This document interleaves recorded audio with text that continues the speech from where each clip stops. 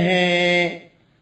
بہت دھیان سے سنیے، آج کل لوگ جو ہیں یہ گردے کی بیماری میں بہت مبتلا ہو رہے، اسی طریقے سے کینسر کی بیماری میں مبتلا ہو رہے، الگ الگ قسم کی بیماریاں ہیں۔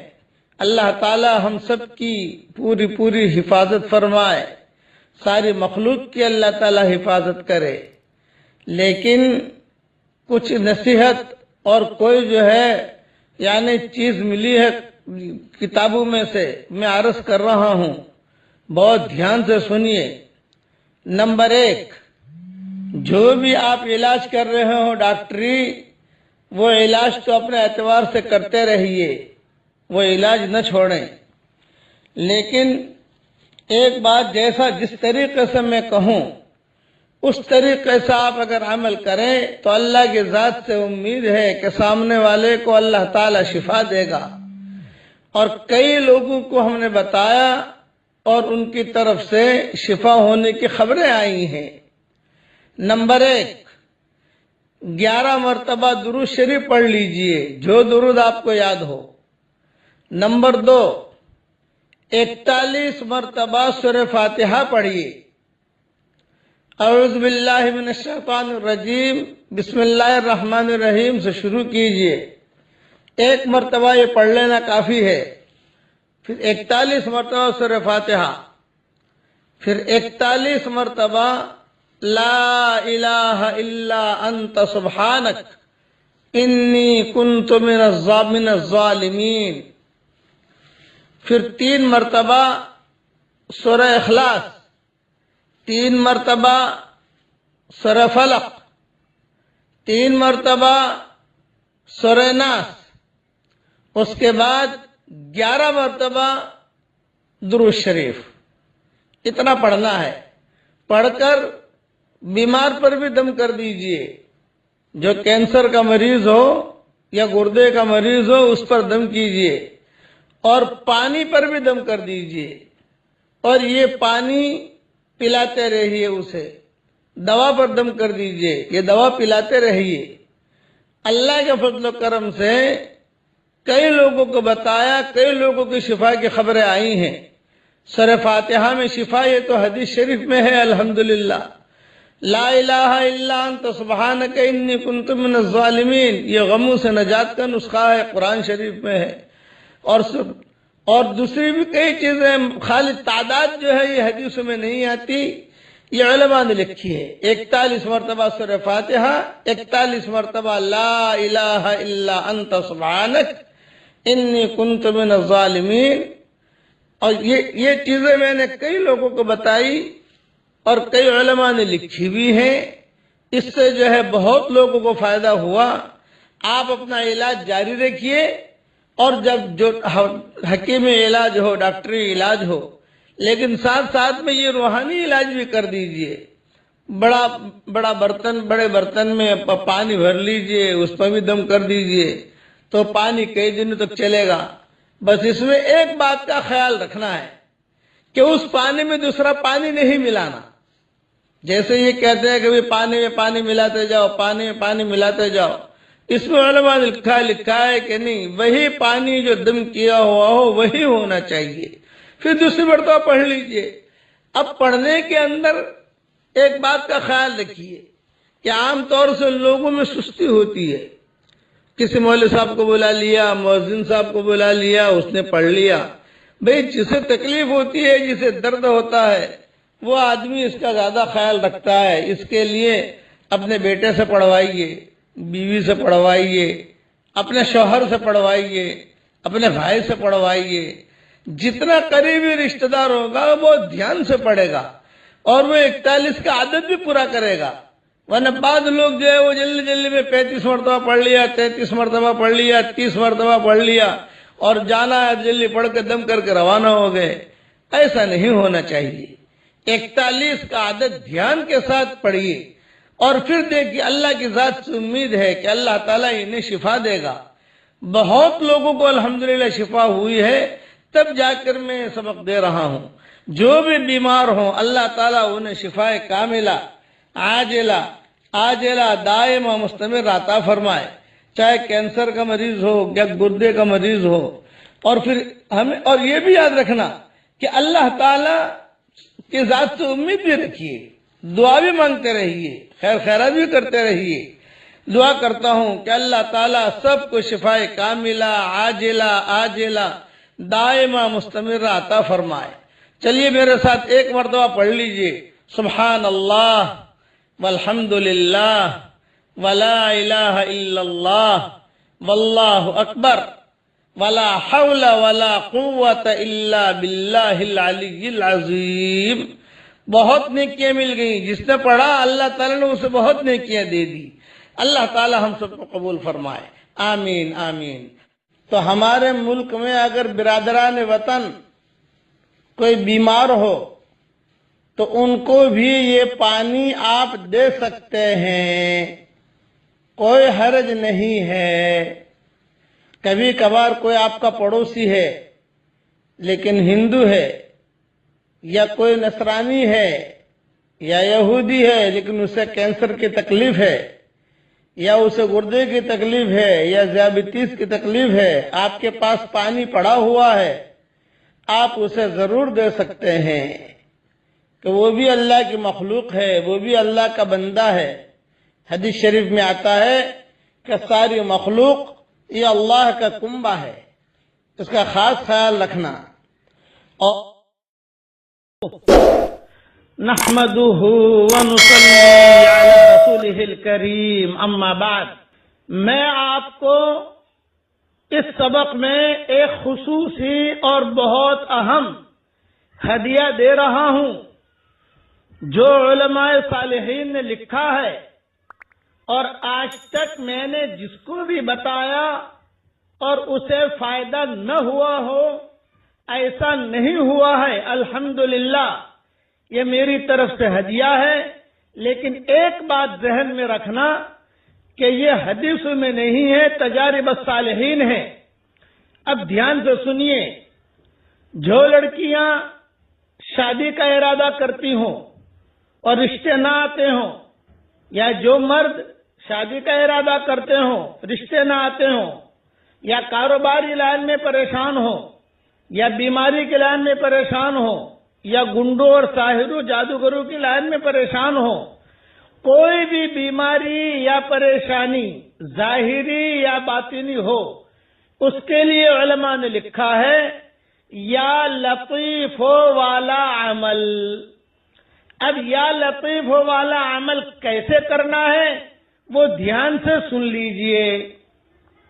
ایک مرتبہ 7 دن میں یا 15 دن میں یا 20 دن میں یا 25 دن میں یا 1 مہینے میں یا 2 مہینے میں آپ کو جو ہے 17,000 مرتبہ اسے پڑھ لینا ہے. یا لطیف ہو یا لطیف ہو یا لطیف ہو. ایک ساتھ پڑھنے کی ضرورت نہیں ہے، بلکہ کسی دن 500 مرتبہ پڑھ لیا، کسی دن 1000 مرتبہ پڑھ لیا، کسی دن 2000 مرتبہ پڑھ لیا، کسی دن جو ہے 600 مرتبہ پڑھ لیا. 17,000 کا کوٹا پورا کر لینا ہے. اب آپ نے 5 دن میں 17,000 کا کوٹا پورا کر لیا، یا 10 دن میں کر لیا، یا 15 دن میں کر لیا. یہ آپ نے گویا کہ اس کی ایک قسم کی زکوٰۃ ادا کر دی. یہ علماء نے لکھا ہے. اب ایک کام تو آپ کا یہ ہو گیا، یہ آپ نے پورا کر لیا.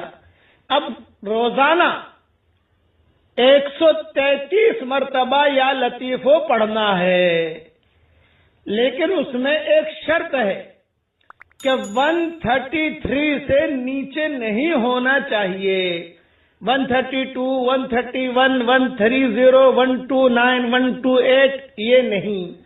اوپر جتنا جائے گا اس میں کوئی حرج نہیں ہے. 134 ہو گیا، 135 ہو گیا، 140 ہو گیا، 150 ہو گیا، جتنا گڑ ڈالو گے میٹھا بنے گا.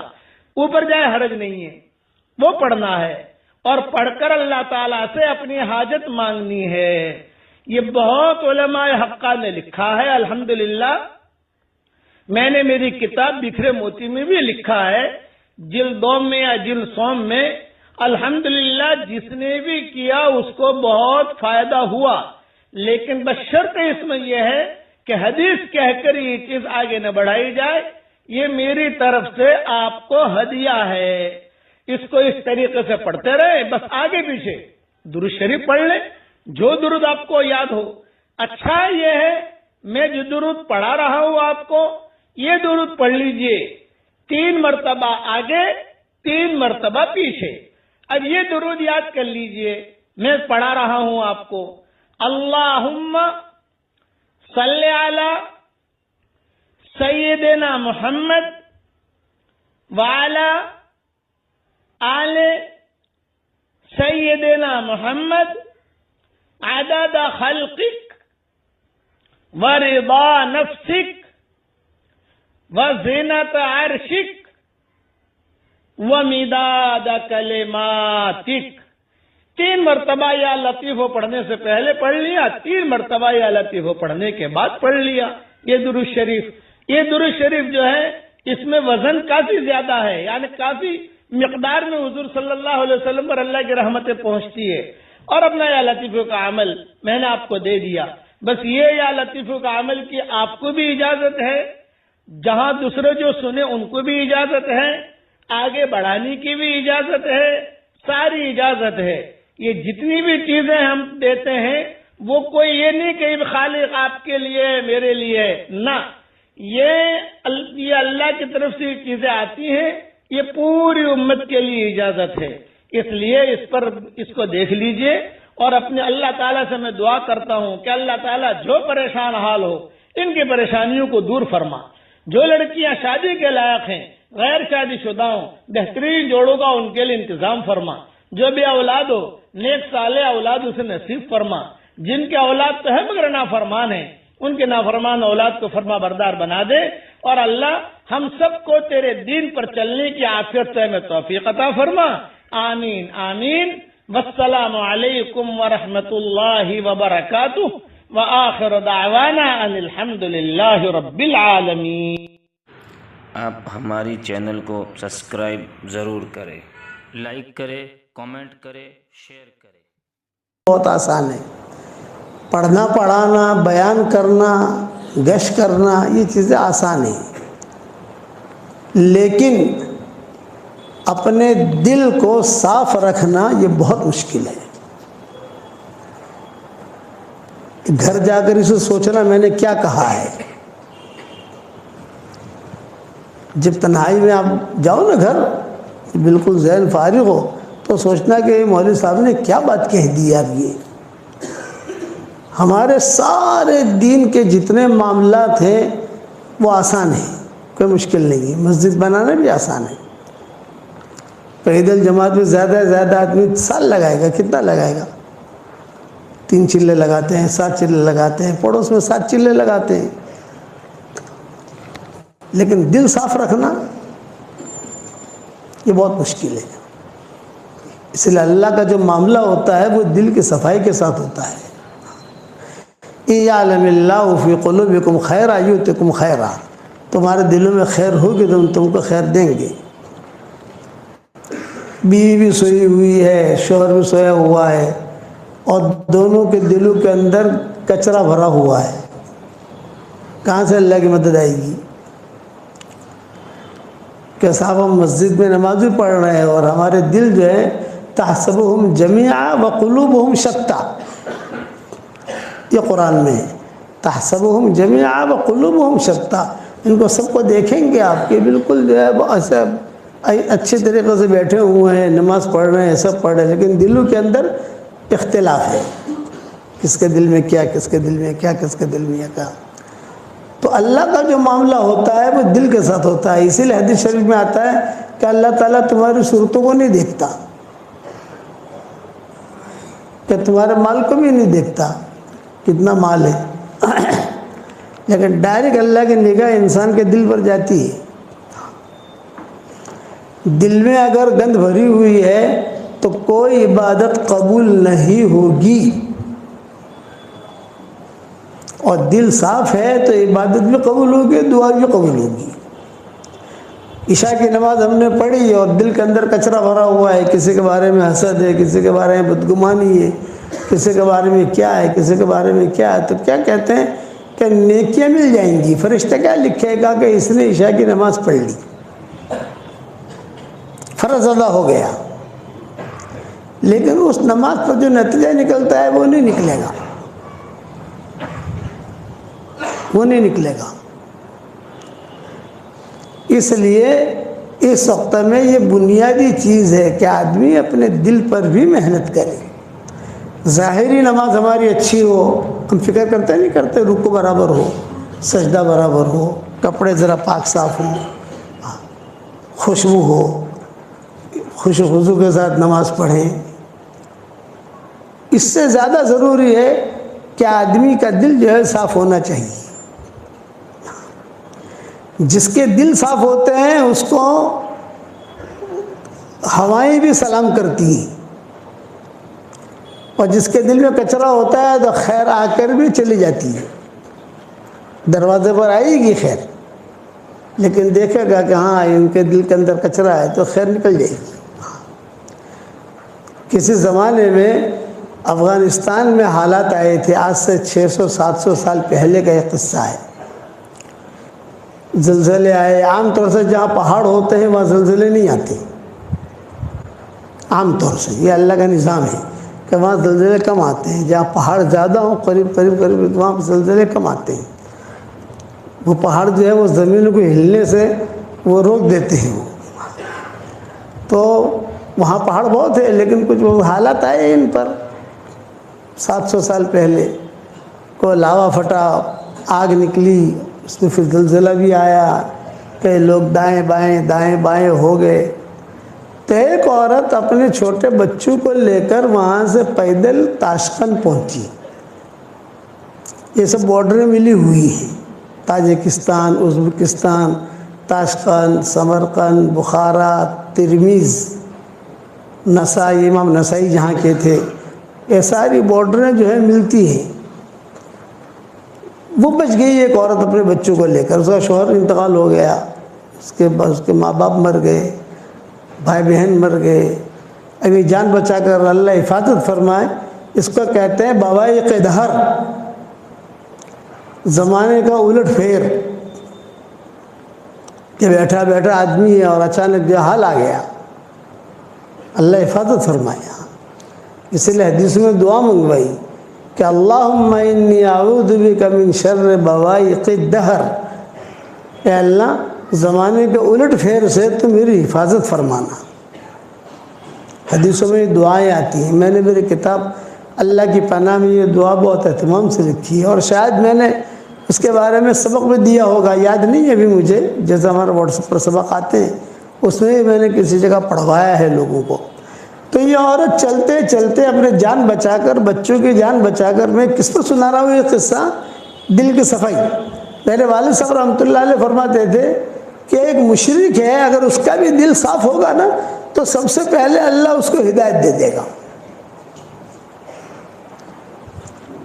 یہ ابا فرماتے ہے مشرک, لیکن دل اگر صاف ہے اور یہ دل سے جو لوگوں کی خدمت کرنا سوچتا ہے, یہ کرتا ہے, تو سب سے پہلا کام اللہ کی طرف سے یہ ہوگا کہ اس کو ہدایت ملے گی, کار خیر کرنے کی توفیق ملے گی, آگے بڑھتا رہے گا وہ. تو یہ لڑکی بیچاری پہنچی تاشقند اپنے بچوں کو لے کر. تو امیر تاشقند جو تھا یہ مسلمان تھا. سیدھی گئی وہاں پر, اور وہاں جا کر اس نے اس سے کہا کہ دیکھ میں جو ہے سید گھرانے کی ہوں, اور افغانستان سے چلتے چلتے چھوٹے بچوں کو لے کر آئی ہوں, میرا سارا گھر اجڑ گیا ہے, اور میں سید گھرانے کی ہوں, تو میری مدد کر. تو اس نے کہا میں تیری مدد کروں, لیکن ایک شرط کے ساتھ کہ تو سید گھرانے کی ہے تو دلیل لا, ثبوت لا, ثبوت. بھئی تو سید گھرانے کی کیا ثبوت ہے؟ کوئی رستے میں چلتے چلتے کہہ دے میں سید گھرانے کا ہوں تو ایسا تو مانا نہیں جاتا. کوئی ثبوت ہوتا ہے, تیرے پاس سند ہو, تیرے پاس ثبوت ہو, تیرے پاس کوئی دلیل ہو تو لا. تو اس لڑکی نے کہا کہ میں ثبوت کہاں سے لاؤں, سارا گھر ہی اجڑ گیا ہے میرا, میرے پاس کوئی ثبوت نہیں ہے. تو اس بات سے وہ جو امیر تاشقند تھا اس نے کہا کہ میں مدد نہیں کرتا. تھا مسلمان، خیر اس کے گھر پر آئی لیکن خیر کی قدر نہیں کی اس نے، وہ لڑکی چلے گئی۔ اسے کے بنگلے کے سامنے ایک مجوسی کا بنگلہ تھا، ایرانی، وہاں گئی، دستک دی، وہ نکلا، سیٹ نکلا۔ آپ بہن کیوں آئی ہو؟ یہ فرمایا کہ میں جو ہے سید گھرانے کی ہوں اور بہت حالات میں آئی ہوں اور آپ میری مدد کریں۔ تو اس نے کہا اچھا تم سید گھرانے کی ہو، بنت رسول، حضور صلی اللہ علیہ وسلم کی بیٹی؟ ہاں، ارے آ جاؤ، بہت اکرام کیا۔ حالانکہ وہ مجوسی تھا، وہ امیر جو تھا وہ مسلمان تھا اور یہ مجوسی تھا، لیکن صاف دل کا تھا، معاملات کا کلیئر تھا۔ تو چنانچہ کتابوں میں لکھا ہے کہ دیکھو یہ 3 کمرے جو ہے وہ تیرے ہیں،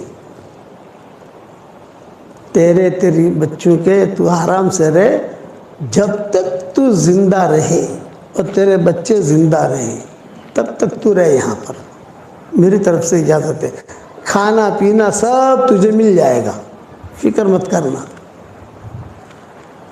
خیر لڑکی خوش ہو گئی کہ اس مسلمان نے مدد نہیں کی، یہ مجوسی نے مدد کی۔ رات کو وہ جو امیر تاشقند تھا یہ سویا، اس نے خواب میں دیکھا کہ جنت سجی ہوئی ہے، لدی ہوئی ہے، اور حضور صلی اللہ علیہ وسلم اس جنت کی چابی لے کر باہر کھڑے ہیں۔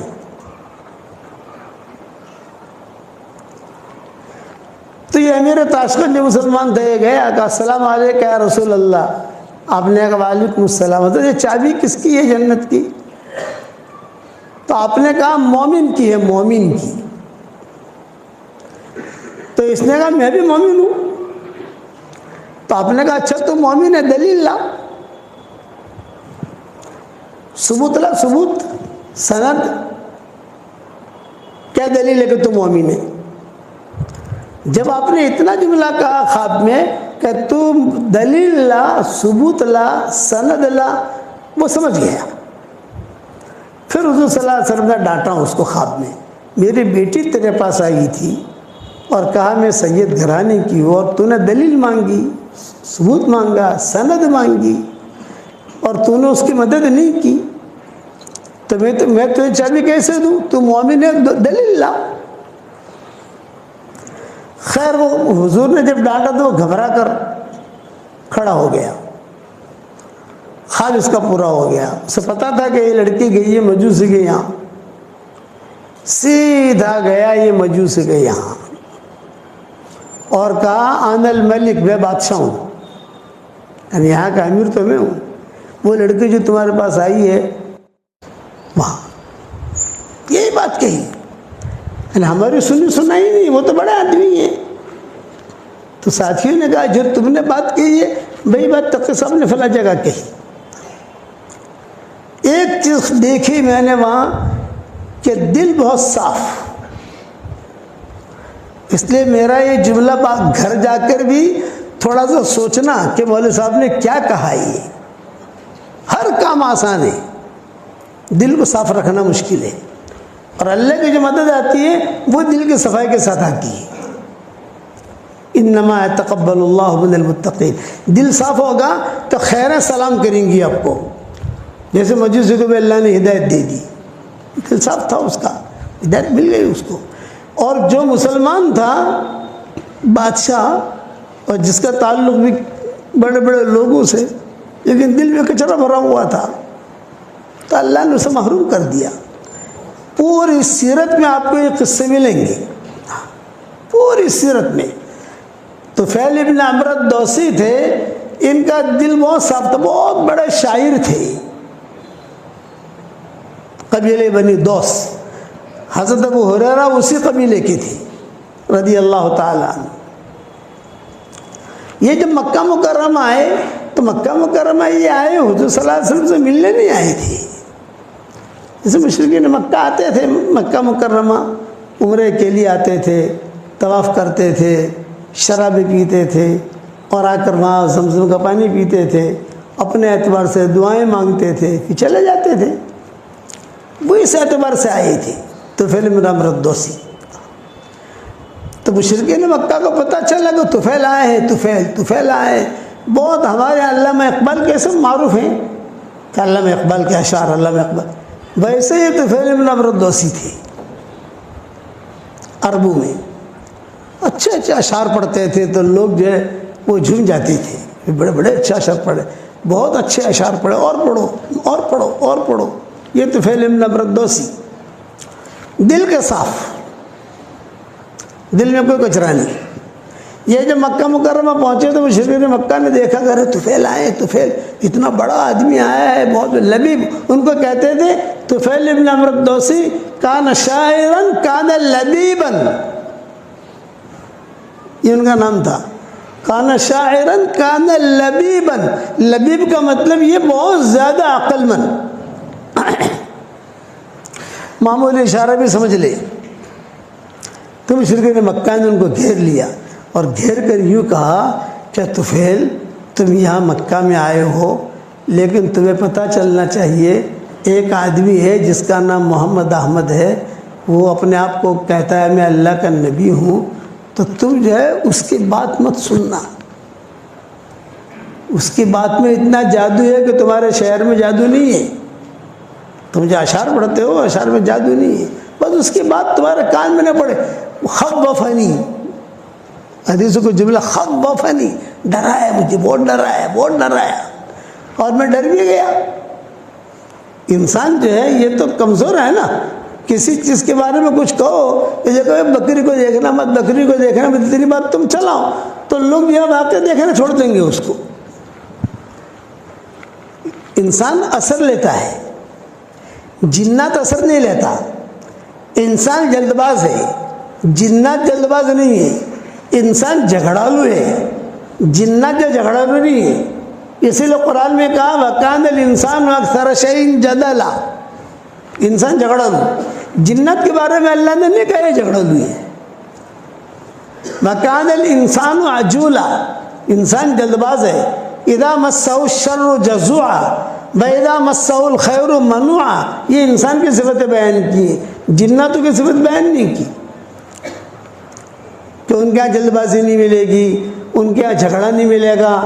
بتھم بتھا تھوڑی بہت تو ہوگی، لیکن ہماری طرح جھگڑے نہیں ہوں گے کہ اس کو قتل کر دے، اس کو قتل کر دے، اس کا مال ہڑپ کر جاوے، اس کا مال ہڑپ کر جاوے. یہ چیز نہیں، اپنی زندگی گزاریں گے وہ. تو یہ انسان کے بارے میں کہا وَكَانَ الْإِنسَانُ أَكْثَرَ شَيْءٍ جَدَلًا. ان لوگوں نے جو مکہ والوں نے اتنا ڈرایا تو طفیل بن عمرو الدوسی کہتے تھے کہ مجھے اتنا ڈرایا یار، میں نے کبھی کسی کی برائی اتنی سنی نہیں جتنے انہوں نے حضور کے کیے. اور پھر اتفاق ایسا ہوا کہ حضور صلی اللہ علیہ وسلم تشریف لائے حرم میں اور آپ نے نماز کی نیت باندھ دی. تو مشرکین مکہ نے کہا دیکھ وہ کھڑے ہیں، وہ ہے محمد، وہ بات مت سننا، وہ کھڑے دیکھ. اب میں اتنا ڈرا، میں نے کہا مجھے روئی لا کر دو کہیں سے، روئی طواف کرنا ہے. تو وہ طواف کرنا ہے تو مجھے جو ان کی تم لوگوں نے ڈرایا ہے کہ اس کی بات تیرے کان میں نہیں پڑے، تیرے کان میں اگر اس کی بات پڑ گئی یا اس کی کوئی آواز پڑ گئی تو گیا. تو طفیل بن عمرو الدوسی کہتے تھے میں نے روئی لی اور روئی لے کر اپنے دونوں کانوں میں ڈالی اور میں نے بیت اللہ کا طواف شروع کیا. خدا کا کرنا، بیت اللہ کا طواف شروع کیا. تو حضور صلی اللہ علیہ وسلم جہاں نماز پڑھتے تھے وہاں قریب جب پہنچتا تو زور سے ہوا آتی اور وہ ہوا دونوں روئی نکلتی تھی. 7 چکروں میں ایسا ہوا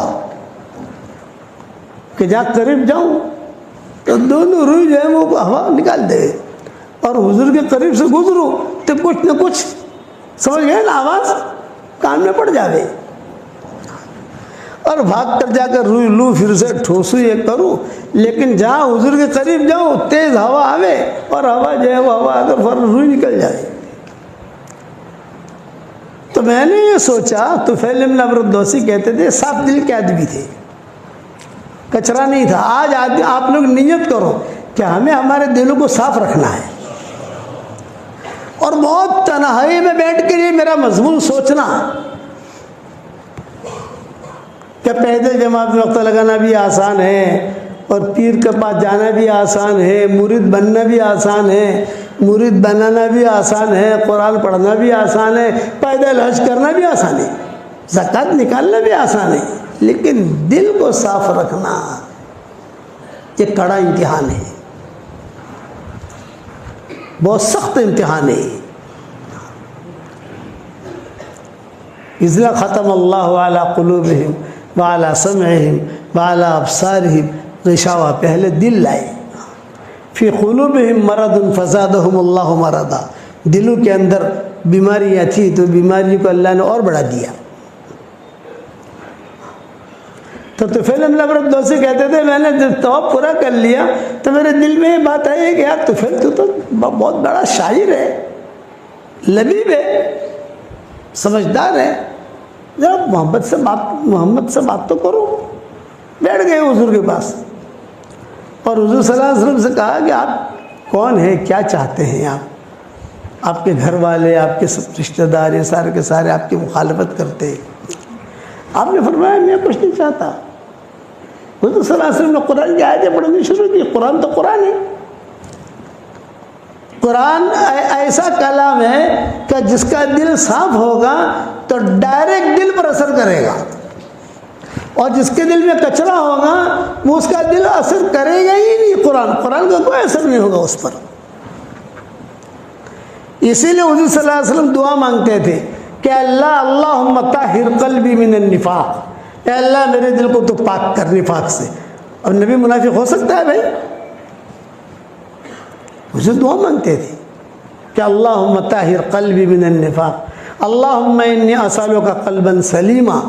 آپ نے فرمایا جب لوگ مال بہت جمع کریں نا، یہ صحیح حدیثوں میں آتا ہے، صورت میں آج کل مال بہت آ رہا ہے نا بھائی، ارے ہاں تو کہو یار، کتنا ہم کو بھی تو انداز لگتا ہے، ہم گلی میں داخل ہوتے ہیں سمجھ جاتے ہیں کتنا اوپر جا رہا ہے کتنا نیچے آ رہا ہے، ساری دنیا میں جاتے ہیں۔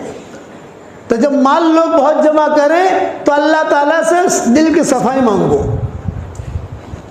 اللہم انی اسألک قلبا سلیما۔ لمبی حدیث ہے، اس کا ایک ٹکڑا میں نے کہہ دیا کہ اللہم انی اسألک قلبا سلیما الا من اتى اللہ بقلب سلیم۔ قرآن میں اذ جاء ربہ بقلب سلیم، تو یہ طفیل ابن عمرو الدوسی جو تھے یہ قلب سلیم والے تھے۔ حضور صلی اللہ علیہ وسلم نے کچھ نہیں کہا، حضور نے قرآن کی آیتیں پڑھی، بس جہاں حضور نے قرآن کی آیتیں پڑھی تو پہلے یوں دیکھتے تھے حضور کو، اور یوں جب حضور قرآن کی آیت پڑھتے گئے آہستہ آہستہ آہستہ آہستہ ان کی نگاہیں نیچے ہوتی گئی۔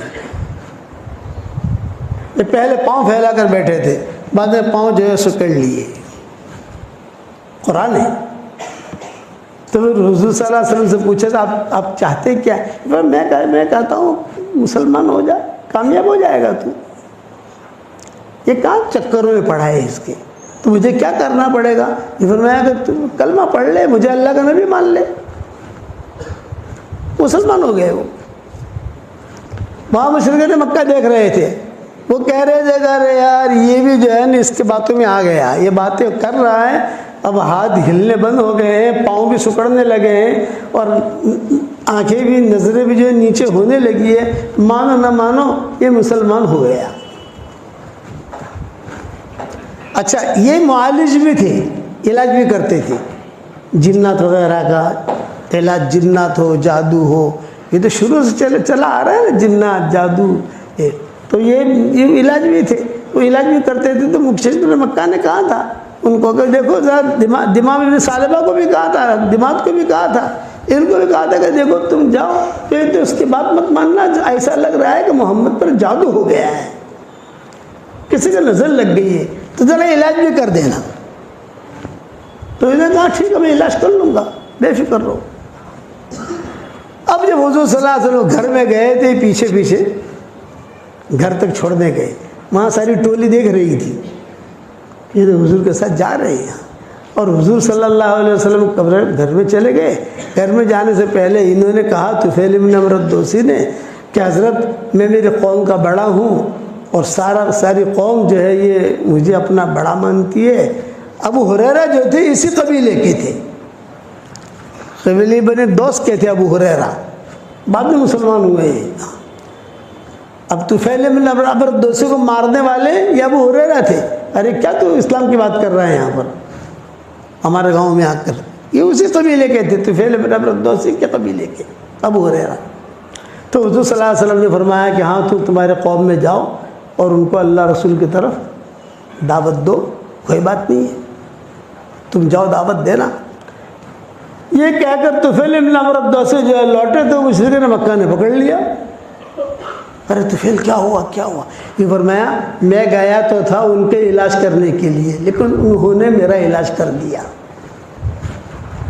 میں گیا تھا محمد کے علاج کرنے کے، محمد کا علاج کروں، تو انہوں نے میرا علاج کر دیا اور میں مسلمان ہو گیا۔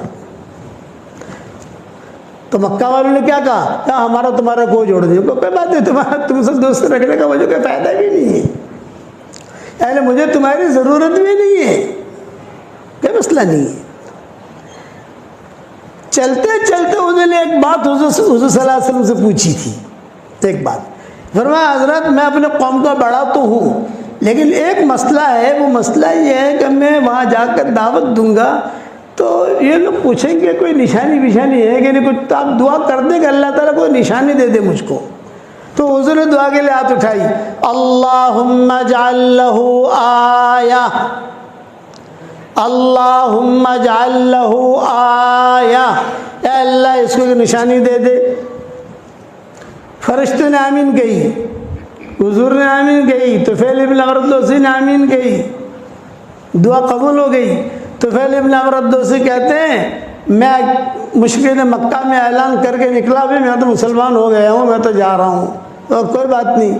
اب یہ روانہ ہوئے، اپنے قبیلے میں پہنچے۔ ان کا قبیلہ پہاڑوں کے بیچ میں رہتا تھا، یعنی ان کے قبیلے میں جانا ہو، داخل ہونا ہو تو جب پہاڑ سے اتر کر پھر نیچے جاؤ آپ تو ان کا قبیلہ ملے گا۔ سب کے گھر رہتے تھے وہاں، اور چاروں طرف پہاڑیاں۔ جب میں پہاڑی کے اوپر سے نیچے اترا تو اچانک